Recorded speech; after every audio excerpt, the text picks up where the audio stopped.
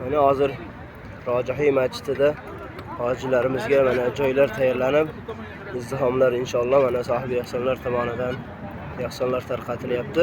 Mana joylar tayyorlangan, mana hojilarimiz ham kelishyapti inshaalloh.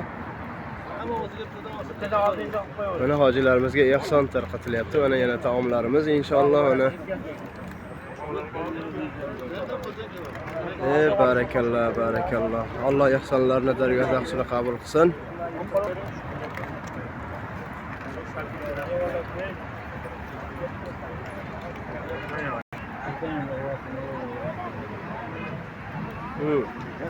Bismillahirrahmanirrahim. Bana Süleyman Rajoy masjidiga keldik.